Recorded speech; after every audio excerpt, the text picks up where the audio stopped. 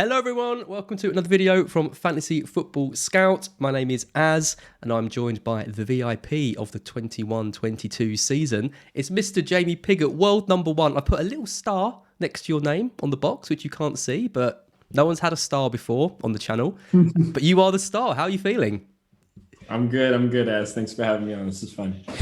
It's been quite a while. It's been quite a few weeks now since you were crowned the champion. Has it sunk in yet? Have you got an agent? Are you getting lots of like media deals and talk shows and everything? Yeah, my wife likes to say she's my my agent, my media ambassador. But no, it's sunk in. I think it's just it's pretty cool. It's looking back. I've done a lot of like looking back at my last season and during periods of the season where I was just playing to have fun, and then as it got more and more real and serious, the excitement built, and then obviously at the end, I'm sure we'll talk about it.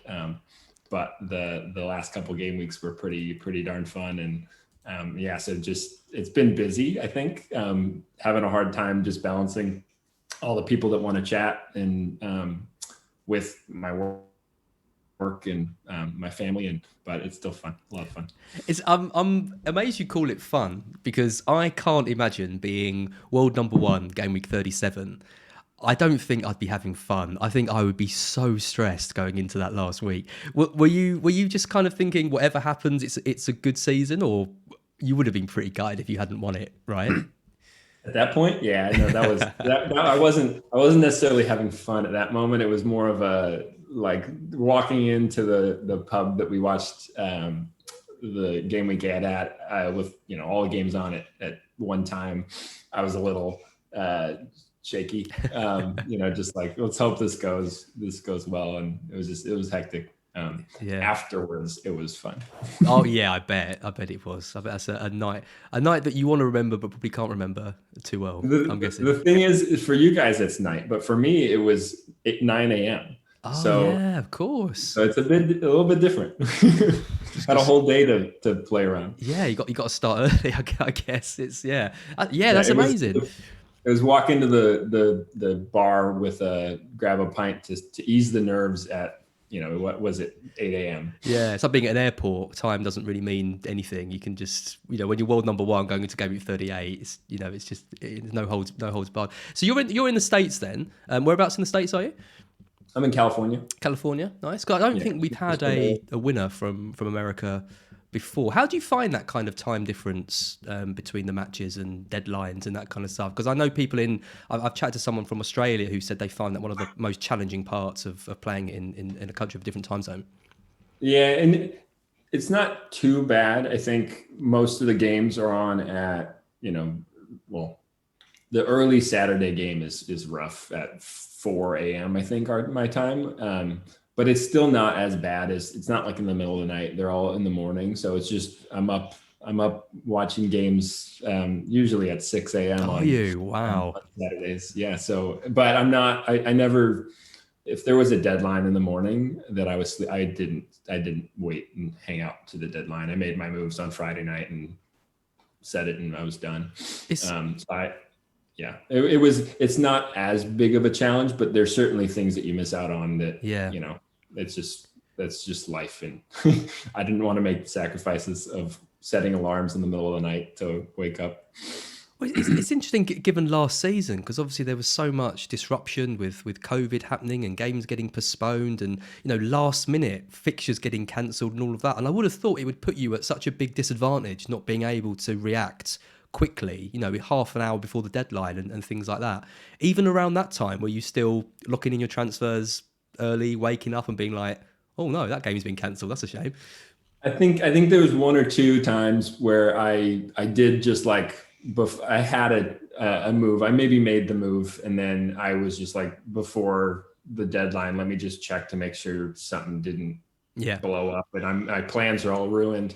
And so I think maybe one or two times I did just like a quick check, but then I went back to sleep. I'm like, okay, that cancellation didn't affect me. And I think I also got a little bit lucky in the way that, and maybe it was partly strategic, but I think I sometimes made moves with like, oh, I'm not going to captain that guy because I don't know if his fixtures are going to be canceled, or I'm going to make a move and with the intent that I know that one might be canceled, so I'm not going to go that player. So I think there was a couple times where I made a move like that, but in general, I think I also just got lucky in that my players weren't the ones that had their games canceled. Yeah. And sometimes you need that, and so absolutely, yeah. So you're a big football fan, right? Big Spurs fan. Yep. You did a video for Spurs, which I hear you were very happy to be a part of. And the fact you watch games at kind of 6 in the morning is just shows how kind of passionate you are. FPL wise, you've had 3 seasons now. Your first season, bit of a write off, 4 million. I'm guessing you probably weren't. Did you join late or maybe not taking it too seriously? My buddy had invited me to play FPL, and I hadn't played it before. So I set it up and just did the default, autofill a team. And then I realized that I missed the first deadline and I had a wild card right away. And then I was kind of like, I'm not invested in this. I let it go. And so that doesn't count. It's just from that to world number 1. I mean, that is a hell of a story, isn't it? So the second, didn't think anybody would be looking back at my anybody at all would be looking at that. So it's kind of funny. And then second season, 230,000. So taking it a bit more seriously at this point, kind of a decent rank, I'd say, for your first proper season. Yeah, no, I think I was still learning the rules. I think in the beginning of the season, I think I had sold Son and then I bought him back the next week, and I didn't realize that I just lost a bunch of money. And so there are things like that. Yeah, I'd figured out how to play the game, how to use the chips best. But I kind of, as the season went on, I just got more engaged with it. I found this strategy and all of it a lot more fun. And but that first season, I was just kind of playing with my buddies and having fun, learn how to play the game. Then the summer with the Euros, and then kind of the hype for the next season, I started just paying more attention to content and the tools that are available in the community. And that's when I got excited for this past season and kind of full in. Was from the start was thinking about it a lot more serious than even that first season. I was kind of just playing around. Yeah, so you really made that transition from kind of casual mini league, play with friends, to in the community, looking at stats, maybe listening to content. Is there any kind of, what main things do you kind of look at or listen to? I'll say there's a lot of great content out there. And so if somebody's looking for stuff, I think Twitter's was where I found most of the tools that I used. FPL Review and FPL Optimized and some of these great model-based tools are great. And I used some of that to kind of, I never followed models 100%. I kind of used them to inform my decisions, or if I was if they are saying that, oh, this is like a no-brainer decision and I hadn't thought about it, I'd think about it a little bit more, and I'd use that to maybe find some things that I wasn't at all thinking about. But usually kind of played my own game with I watch a lot of games, so I kind of tie that into the data and XG, XA, and expected goals and touches in the box, that kind of stuff. So there's a lot of tools out there. I couldn't name them all that I use. It's I kind of, each one's a tool in the toolbox that you can kind of use to help stitch together what your kind of philosophy and your game strategy is.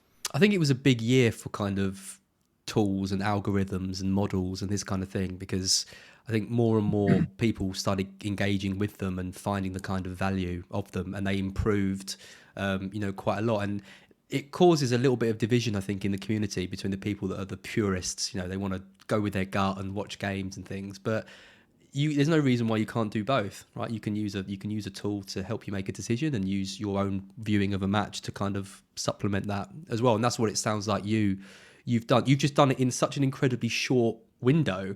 Not people can play for years before kind of marrying the two kind of as perfectly as you seem to do this season. Yeah, and I think it's a lot of luck too. I mean, you have to see kind of where models and where the tools that are available don't hit things as good as well. Not as strong in certain areas, and finding those ways to balance, how you feel and kind of the enjoyment that you want to get out of FPL as a game. Like if you want to pick players from your own team, like that's great. I picked a bunch of Spurs players this year, also because they were doing well. But I think everybody should play their own game the way that they want to play it. And I had a lot of fun this year, just getting more into the strategy around chips and planning and looking ahead at fixtures. I think that's one of the biggest things that helped me of making a plan and kind of planning ahead, but then also being flexible with that plan. And it was fun. Yep, absolutely. Let's take a look at your kind of game weeks just quickly, just to kind of see where all the magic kind of happened. So this is your game weeks 1 to 13. A very solid start to the season. I think quite a few kind of engaged, and there was a strong template that emerged right from the start. Doesn't normally do as well as it did last season, but I think people who got off the back of that, if you're around the million mark from game week 1, and then that template continues to deliver, it can be really powerful. So you had an overall rank of 1 million off the first game week. You then got mostly green arrows right down to game week 13. And then you're in the top 20k. So 17k in game week 13. Solid start. You wildcarded in game week 8. You got a green arrow then, and then you had another 4 green arrows off the back of that. So that early wildcard in game week 8 was quite keen. I'm guessing you got in the guys, Reece James, all the ones that Ramsdale, all the ones that kind of delivered straight away, right? Yeah, no, I think the first handful of weeks I was kind of just average. I felt a lot of people were doing better than me, and I didn't have Benrahma for periods. I didn't have a couple of people that were delivering strong in that template. But then gearing up for my game week 8 wild card, I made some decisions in 6 to take on a couple short-term punts to help me as I was positioning for that game week 8 wildcard. And so I brought in Chilwell the very first game that he played, and he scored a goal, and that was, and then I brought in Vardy. He scored a couple goals. He also got an own goal. But those kinds of decisions leading up to my wildcard, I think, was when I really kicked into starting to make some moves. And then, I hit the wild card pretty darn perfect. And really shot up into the top 20k. And that was kind of I think those 2 decisions around 6 and 8 were the ones that really springboarded my season into good shape. Because the wild card was interesting because you went 5 at the back. So you brought in Chilwell and James, who were both doing so well. You kept Trent and Cancelo. You brought in Diaz as well. So not a kind of attacking defender, but you doubled up on that kind of Man City defence, and the amount of clean sheets they got and points he got. And he was, as we'll see in a bit, he was one of your kind of players of the season in the end, Diaz, who I didn't really see in anyone's team that I was looking at. He was a bit of a kind of a differential for you. I had him for so long that he got a lot of points with low ownership that he shows up there. But I had the same thought when I saw him on my kind of season highlight team, and I forgot that I had him for so long in the beginning of the season, and he was getting points, and City was getting clean sheets, and they had such good fixtures in that period that I went for the double up, and I think I went for really big at the back with full 5 before most people. Most people were maybe going to 4 with Livramento as a cheaper enabler there, but I put it all in defense, and it worked out. Because the other player you brought in on the Game Week 8 wildcard was Lukaku, who did not have such a good impact on your season, and has now been shipped off back to Inter for a very small loan fee of about 9 million or something like that. Again, I mean, it's a big decision, right? It's a big call to go for a premium striker like that. It not pay off. I mean, your wildcard front 3, I don't know if you remember this, was Adam Armstrong, Romelu Lukaku, and Hwang of Wolves. So you talk about going big at the back. You put all your eggs in the kind of Lukaku basket. It didn't pay off, but in the end, it didn't matter because you still won. Yeah, it didn't matter in the end. I mean, and I think a lot of people were going to Lukaku. Chelsea had such good fixtures moving forward in that great swing around 7 and 8, and he banged in a couple goals to start the season, and then he got injured. So I swapped him out right away for, I think it was Kane, and then goodbye Lukaku for the one week, and it was worthless. Yeah, God, honestly, we talk about the template of FPL. I mean, sort of before, when you were playing, you probably know this, but it's 7-8 years ago, all the points are in strikers. You had so many good strikers in the league. You've had Henry's, Drogba's, Aguero's, Kane's, everyone, and Rooney's, and now it's so hard to know who's gonna do well. But obviously we've got Haaland now, and Kane, and maybe we'll start seeing a bit of a shift back. But my sense is your early adoption of defenders going big at the back is going to be something we're going to see going forward, and we'll talk a bit about your plans for next season towards the end of this. So moving to the second part of the season, this is when things really started to kind of kick on for you between game weeks 14 and 26. So only one chip played here. That was the game week 26 triple captain, which was of course very successful. Game week 18 though, look at that. I mean, well, in game week 17 you had a game week rank of 24,946, which is pretty damn good. You followed that up with a 4-point hit and a game week rank of 966. So those were, you halved your rank in game week 17 from 54,023 and then down to 3,128. So that period was although it didn't see you kind of in the top 1,000, that was still a big swing for you, right? Yeah, no, that was huge. I think that was around Boxing Day, and it was right around the holidays, and there was, I think 18, it just felt like everything was, I'd look up and like another player of mine scored. I can't remember all the details, but it was feeling like, this is, I think I had Bowen at that time, maybe not. Anyways, it was fun. Those were, when everyone's in your team is scoring, it's really exciting, especially when you're watching the games. Let me tell you about your game week 18, because game week 18 was when it was the 18th of December, and it was when games were just getting called off kind of left, right and centre. There's actually only 4 games on that week, which was Leeds Arsenal, Newcastle City, Wolves Chelsea and Spurs Liverpool. You managed to hit every single point, pretty much, of all the players. You captained Sterling, who got 16. You had Martinelli, who got 15.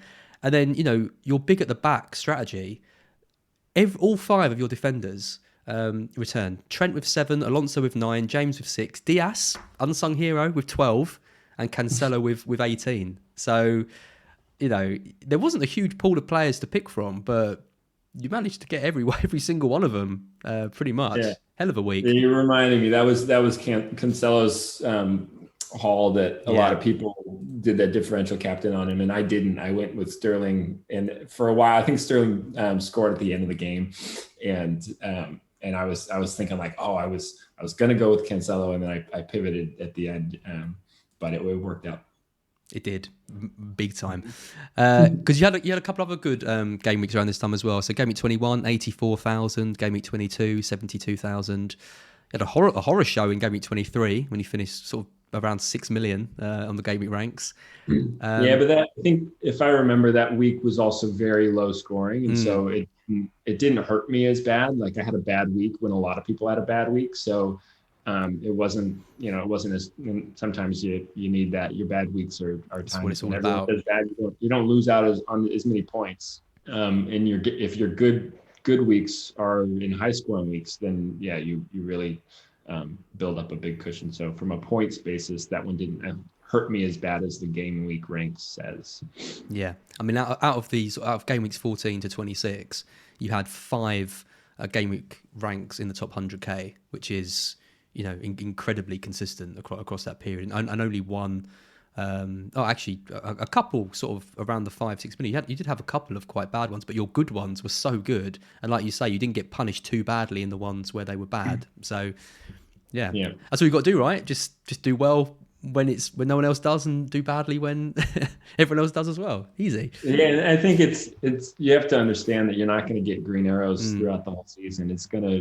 You're gonna have to take some hits on the chin, because if you look at the long term, you're picking players who are going to score the most points across the season. They don't all do it at the same week. And so it's, you have to accept the red arrows, but that's not the end of the day. And you can come back and fight back with some good weeks of your own. And Yep. I think it showed that. Yeah. Absolutely. I mean, you don't mind a hit. You take, the kind of occasional hit. I think you took 6 hits over this kind of 12-week spell. What's your general kind of policy with hits? Because a lot of people who do really well don't like them at all, and often will actively try to not take them. But you seem a little bit more, I wouldn't say gung ho, but quite a few 4-point hits here. I took some hits. -8s and 12s. I haven't. I don't think I took. Maybe I took one -8 this season. But I think it's very team dependent, and you got to see where your risks are and what you can gain out of it. And if it's, I was fortunate that I didn't have a lot of players that had games canceled, so I wasn't rolling into a week with 10 starters or anything like that. So I think over the course of the season, I didn't take quite as many hits as maybe others. I think I took 10 across the season. I think a lot of them were in this period because of COVID fixtures and trying to pivot to make sure that I hit and optimize my team. And so it's easier to take a hit when you maybe don't have a player playing or somebody gets injured. It's harder to take a hit when you're just trying to target a better fixture. So in general, I like to avoid it if I can. But there's certainly situations, injuries, double game weeks, and cancellations, which probably won't happen as much this season, where I think it's much more beneficial, and the math works out that it's a risk worth taking. So I'm not like no hits. It's got a place and a time for sure. Yep. And then looking at the final stage of the season, so this is game week 27 to 38. So game week 27, you're 32nd in the world. Not bad at all. You did fall down to outside the top 1K in game week 33, and that was off the back of a free hit. What were you thinking around then, though? Because you've gone from 32nd in the world, 4 red arrows in a row, and then you free hit, and then you're outside the top 1K. You must have been thinking, this is probably over now, right? Yeah, no, I was like, so I saved all my chips. I had a plan to roll them out at the last couple of weeks. And because it was best for my team, I was able to get by some of the blanks in 27 and 30 without having to do too much surgery to my team. And I was able to cover most of the main threats. And then, so 28, 29, 30, 31, I got the elusive gray arrow in 32. And then 33 was like, I get to finally play my chips. I took these punches and I'm ready to fight back. And then it was just a crushing blow of doubling my rank. And I was kind of like, oh, like, yeah, it's over. I'm totally out of it. And that I was talking to somebody else, that mental switch of like getting hit so hard in 33, I think informed some of the decisions that I made in 34 to really attack it, because I've dropped back. I've got to do even more. And so some of the decisions I made in 34 are probably because of that drop. And so I'm thankful for that drop, because I probably wouldn't have, maybe not have won if I didn't take that one on the chin. Yeah, because you took Salah out. Salah left in 34 on the wild card. De Bruyne came in. More on him in a minute. He broke me, that guy. But you kept faith in 5 at the back. So you gone off 5 at the back. You were 3 at the back, kind of in game week 32. You free hit and stuck with 3 at the back as well. And then in 33, you kind of in 34, sorry, you almost went back to your roots. You went for Alonso, who got 19, Van Dijk, James, Matip came in, and Cancelo. So was that kind of based on previous successes you'd had earlier in the season? Did that kind of make you want to try this again? I don't think I thought about that in that way, but I'm sure subconsciously it was part of it. I think the biggest thing for me was at the end of the season, those top teams just had such good fixtures. And so the points I felt were in those teams.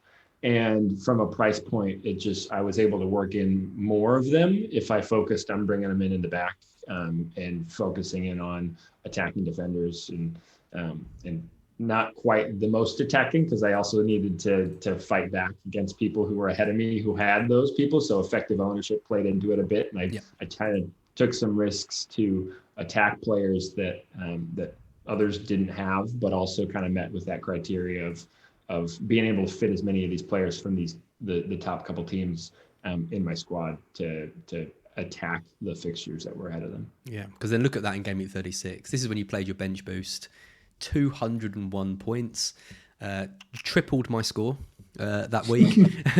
A game week rank of 310, and you know, players that you'd bought. I mean, obviously De Bruyne you bought in on the wild card, Nketiah you'd bought in as well. You had Mane too. All of your defenders came in, including your goalkeeper again. So you're 5 at the back. You know, Matip 11 points, James 13, Cancelo 14, Alonso with 7. Diaz was back in your side, unsung hero Diaz with 4, and then you bought in Luis Diaz. He got injured 15. There, so he did. He got injured. He did. So if I went with Laporte, it would have been. Oh God, it was a 50-50. That's right. It would have been a little bit different, but yeah, it's okay. I don't think you can complain.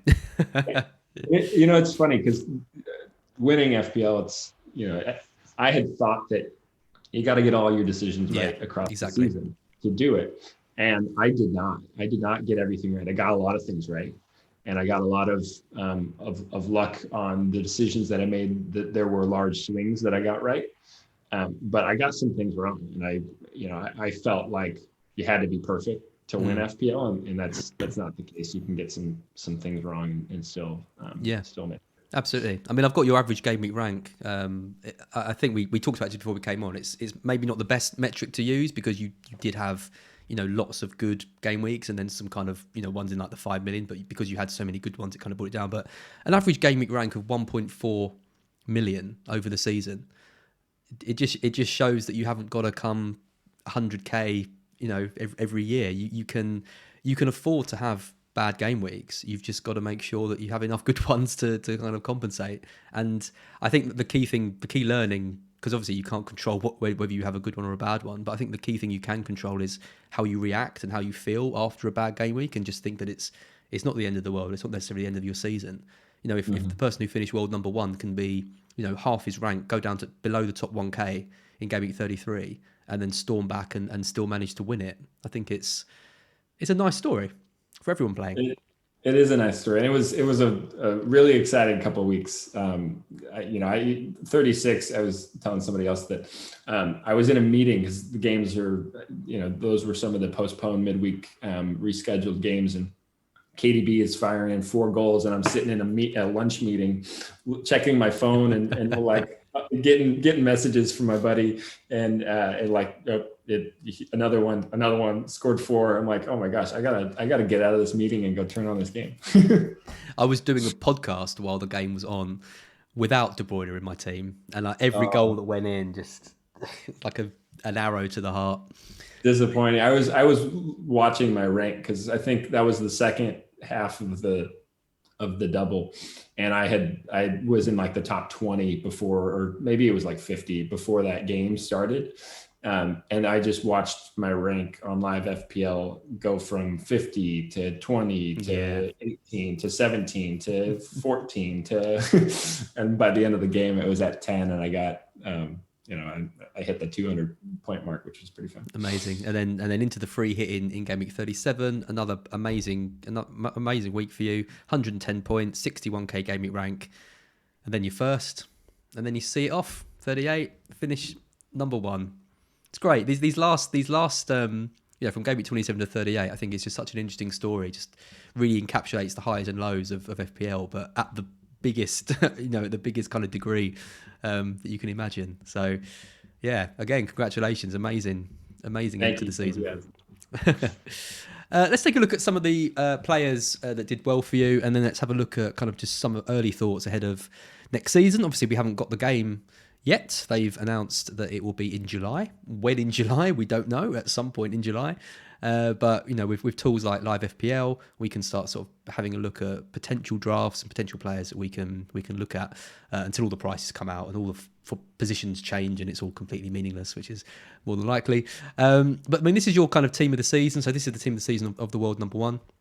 So it's Ramsdale in goal, Trent, Cancelo, Reece James, Salah, Son, Fernandez, interestingly enough. A bad season for him, but you got him in at the right times. Bowen, Jota, Kane, and Antonio. So again, it's a lot of players that you'd expect to see on there. They're all high-scoring players, and lots of people had them. But yeah, Diaz is on your bench with Alonso. Broja's there just as your kind of third striker. But yeah, it's just a case that you got in these players at completely the right times, ahead of the curve. A lot of them were differentials at the time, and you never look back. So all these players must have a special place in your heart. Yeah, they do. I mean, and I love seeing Son in there and I think probably got more points out of Son than a lot of people did. I think he's the highest one that I gained, my highest gainer based on effective ownership. Yep. And Salah being on this list, but then he shows up as the biggest threat. I lost the most. That's right. Yeah. This is from FPL Optimised, which I've got the chart on the screen. An amazing tool to show kind of your net points basically across the different players that you've owned in the season. So like you say, although Salah's in your kind of team of the season in terms of the points gained, actually he actually cost you rank, which is it's a weird thing to think about, isn't it, with someone like that? Yeah, no, it is. But I went against him at certain times, so I lost out a lot when a lot of people had him. I also went against and I gained other places that I was able to use that money wisely and find other places to get points and get more points than what he cost me. So. Yep. What's your thoughts on Fernandez ahead of next season? Because I mean, he had a poor season, but obviously showed up in spells. Hat-trick against Leeds, game week 1. He had that double game week where he managed to get some returns. Is he a player you like? Do you think he can hit the form that he had kind of 2 seasons ago? I think probably not. I don't think he's going to be the 2 seasons ago Fernandez that was, not equal, but like right behind Salah that year. I think it'll be interesting to see where his price comes in after this season. If it comes in at 10 or less, he could be a really interesting option. And with Ten Hag, it's kind of tricky to figure out exactly how he's going to perform with a new manager. So, seeing how they do in preseason and we have, I think I haven't done too much looking at the fixtures, but I think we have a couple of weeks to see how Man U play before they kind of have a better period of fixtures. So it'll be interesting to see kind of what their roles are and how they're playing tactically as a team before we jump into them. And I think there's certainly going to be periods of time where we look to a Man U asset, and there will be periods of time that Fernandez is certainly an option. It may not be a season long kind of thing. It would be periods. And last season, I only had him in stints.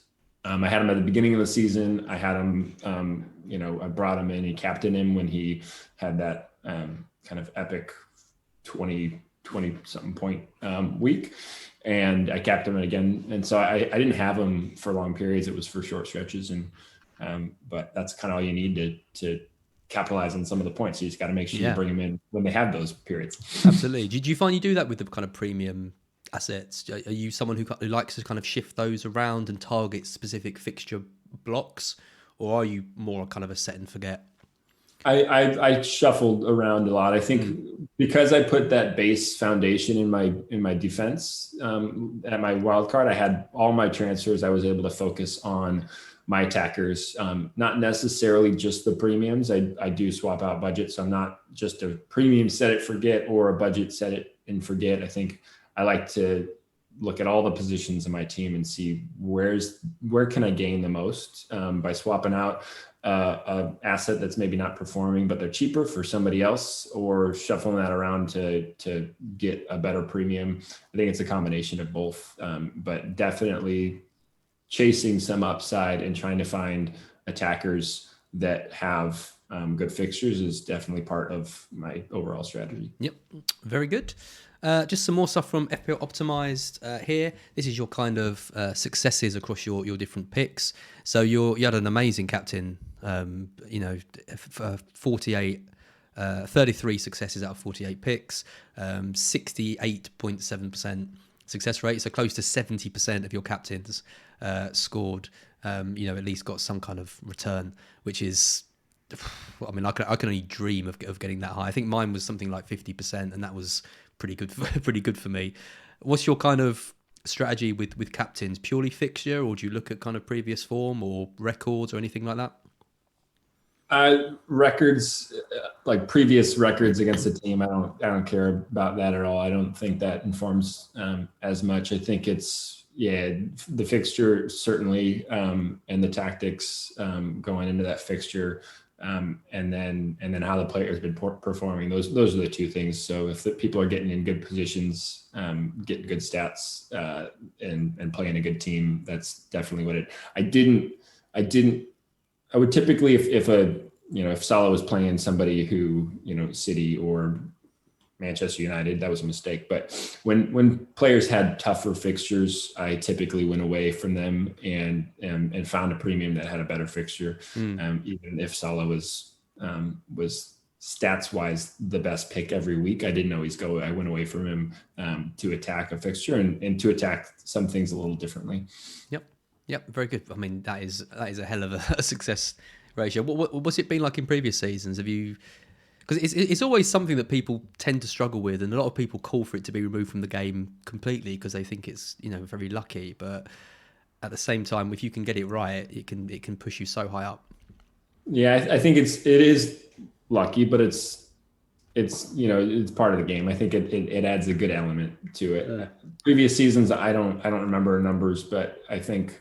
Well, I'll just the previous season, the last year I played, I was way more risky, and I was taking bigger risks than I needed to every week with captaincy. And this year, I think I dialed down that risk a bit and saved it for more strategic places where maybe there was a split captaincy decision, and we didn't know if the community was maybe a little bit more split. Then that's the time where I kind of went more different.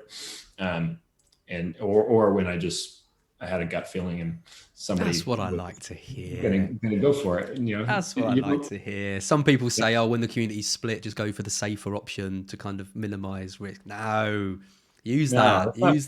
I know that's not fun. I like to and again, everybody plays the game differently depending on what their goals are. But one of my goals of the season was just to have fun and to beat the people in my mini league and it's more fun when you pick somebody that's a little bit different and they go for it, but it's not wise to do it every time. So there's a time and place. I was going to say it's fun until Havertz blanks against Norwich and Salah gets 20 points against United.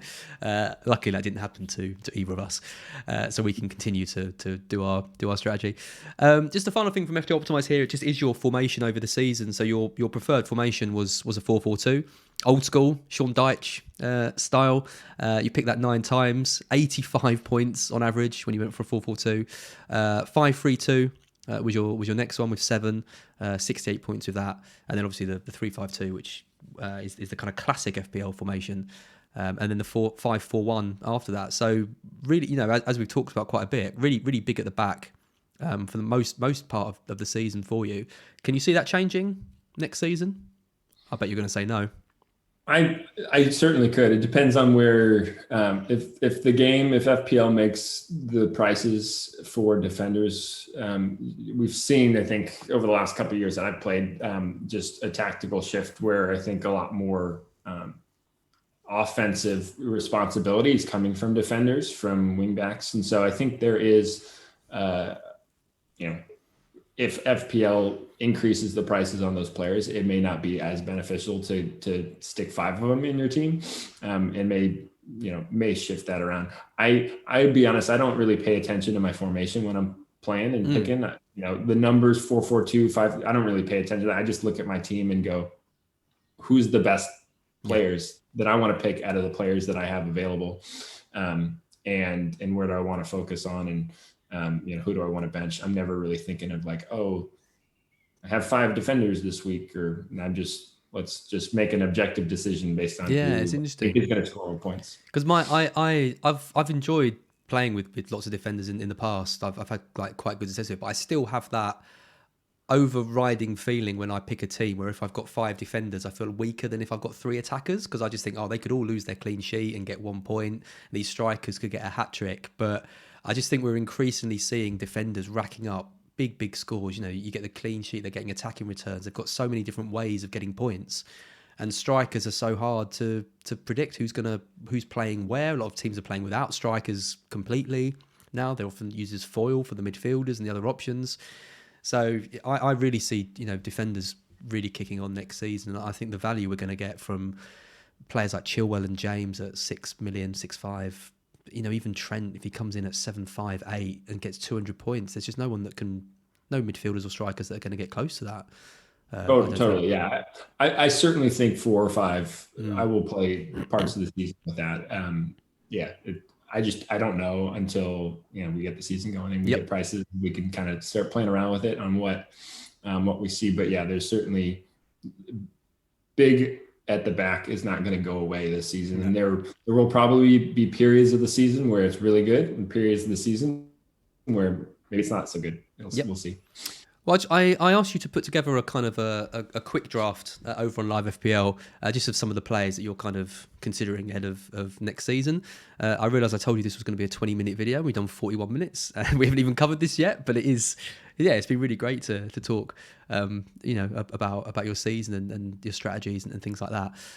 This is the team you sent over to me. So this is a very, very early look, and you admitted yourself that you hadn't put a huge amount of thought into this, but some of the kind of core names.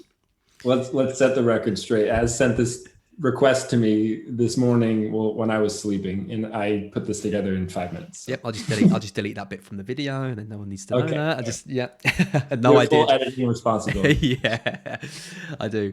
I did. I should have sent it earlier, but I mean, you know, we're looking at this, and again, you've gone 4 at the back. You've got Raya in goal. You've got Trent, Cancelo, Perisic. So you're looking at the Spurs wing backs. 8 Nori, a 4.5 kind of budget option. You've got Salah, Wilson and Haaland. So that's your kind of core players. They were probably the first ones that you stuck into this. And then you're a bit more uncertain about the other 3 midfielder spot. So we've gone with Luis Diaz, Gamiresh and Neto, but that could be any kind of combination equaling around the kind of 21 million mark. So, I mean, you've got Salah and Haaland in there. I think everyone's going to go down that route, right? With Liverpool and City's fixtures, it's almost impossible to go against them. Yeah, no, they both have good fixtures, and that's, I think, the key. I'm not going to say you should. Salah is going to be in most teams because of his past history and form, and because of the fixtures they have. I think he's a no-brainer first off. Haaland, I'm a little bit more uncertain about. I'd be curious to see if preseason, if we get any indication of how he's playing or how City is going to play with him. If Pep is going to ease him in at all, or if it's just full go, you're playing post 60 every week. That'll be interesting to see. So I'm not 100% set on Haaland. And I think I'll say kind of 2 things. One, I think it's good to be safer right off the bat. My season start last year was not on fire. We talked about it. I was kind of in the 1 million to 800,000 rank for the first 4 weeks.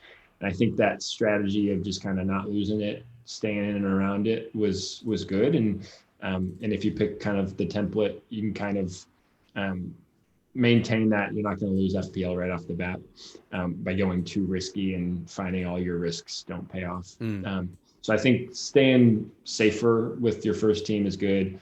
I think the other thing is, these individual players, like I said, I haven't given this much thought, but I think it's more important than the specific players you pick to be more flexible with the squad structure and with the price points that you pick. And having, that's why, although maybe I'm not set on Haaland and maybe I'd want Son, I don't know if I'd go to Son. I might go to Kane so that I have that forward premium spot to switch to Haaland if I need to.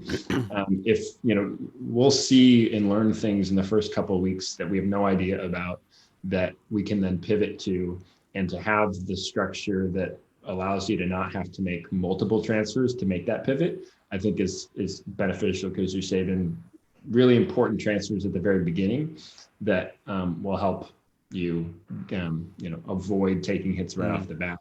And allows you to set up and bring in those players that we all see are performing great early, before having to do a bunch of surgery to our team to make it work. Yep. I think it's going to be really tricky to make a team for game week 1 actually. And you say that you didn't have enough time this morning to do it or the headspace. I sat the other day and tried to put together a team on LiveFPL and just couldn't do it, and it ended up kind of giving up because there's sacrifice if you're going with Salah and Haaland, and you're looking at kind of Trent and Cancelo. It's actually really hard to kind of work out where your money goes because we're going to see players like Maddison, Saka, Bowen, Foden. These are all players who are going to be going into the 8.5 million mark. We didn't have many of those last season. So then you're looking at players like Chilwell, James, who you haven't got in this draft. But James could be, 6'5", 7, something like that. Chilwell's at 6. That's where I think, when we're looking at, Gumerish is there at 6. I put Neto in at 6. But you're comparing those two to Chilwell. I think Chilwell is by far this kind of superior option to those. I'm most likely going to be at 5 at the back, like you had all the success with last season, I think. Just given the fact that we're going to have those 2 premium spots, and that doesn't even leave room for the likes of Son. I don't see how you can build a draft with Son, Salah, and Haaland in. Yeah, unless you're going away with like a 3 at the back kind of situation. So you're making big sacrifices to squeeze in 3. Again, I haven't thought too much about next season. I kind of been waiting to spend my time until we have all the actual information with the game launch. But yeah, I agree. I think 3 premiums is you're going to end up making sacrifices elsewhere that I don't think it's necessarily worth the risk of, and the loss of flexibility of having, now you have these 3 big price points. If you want to bring in a mid-price asset, you've got to ditch one of them because you can't upgrade your enablers that you pick to make it work. So I think that sacrifice is maybe not worth it in the long run, but I think it's one of the most interesting sort of team building kind of starts of the season we've ever had, because I think there's lots of direction you can go in. I think you've got Wilson in there, for example, and Haaland, or you've got Kane as well. You've got Mitrovic, who got 41 goals in the Championship last season. Ivan Toney with a good run. There are strikers that we can kind of consider. But if you're going with 2 or 3 strikers, that means you can't have the defence, for example. So you've got to pick out of the likes of Trent, Cancelo. Perisic is going to come in as a great option. And then midfield was where all the points were last season, the likes of Son, Salah, De Bruyne. So, yeah, I think it's really interesting. I think we're going to see big differences in the formations people play, the players people pick. And I just really hope that the FPL get it right. Because if the prices are in line with what LiveFPL predicted, I think it's going to make it really, really interesting. So... Yeah, and I think that the biggest part of this is also knowing when you're going to target a wild card, but having a general idea of and depends on what we do, what FPL decides to do with the World Cup and how they decide to handle that. But an earlier wild card to help pivot, like your game week 1 team does not have to have all the players that are going to score all the points over the whole season. They just have to, attack those kind of earlier fixtures. You can kind of pivot off of them and kind of fit in as you see. Like, we didn't know anything about Bowen was going to go on the run that he did and the season that he did at the beginning of the season. And so, we all brought him in later. You don't have to have all those people in your game week 1 team, and that's okay. We just got to find, because not everybody plays at their top level the whole season. Not everybody's Salah to churn out points every week. So we got to, be a little bit more flexible with that, and you can shift onto them in your first wild card, and that's okay. I think just to kind of focus on those first weeks.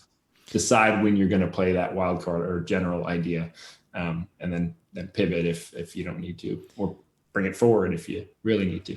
I'm definitely guilty of that, looking at players and thinking who's going to have an amazing season this season in that game week 1 draft. It doesn't matter who's going to have a great season. Who's going to have a great 6 weeks, great first 6 weeks. Look at the fixtures. Look at the teams that have made good signings and we think are going to kick on from next season and target those. Completely agree. Mitrovic could score a whole bunch of goals, but his fixture run at the beginning of the season is terrible. So probably not going to be in my team based on the fixtures and based on that kind of philosophy of attacking what we've got in front of us. And we can deal with the long term as some of those different teams that maybe we're not looking at right off the bat, get into better runs of fixtures. Yeah, absolutely. Jamie, I'm going to let you go. It's sorry, it's overrun, but it's been, as I said, been absolutely brilliant talking to you, and I'm glad we've managed to catch up ahead of next season. I mean, it's great that it's great to hear from people who do so well in the game, who are so engaged and looking at tools and people in the community, not people who just say, I just got lucky kind of all year. You clearly know what you're doing, know what you're talking about, and it's encouraging. It means if you put the work in, we should all look to emulate you. But what you've got to do now though is keep motivated and kick on and be the first person to win it twice, right? That's the ultimate goal, for sure. We'll see if it happens, and it does take a lot of luck. So let's see if I can cash in some more this season. Amazing. Well, thanks so much for talking to me, and we'll catch up soon. And good luck next season. Thanks, Az. You too. It was fun.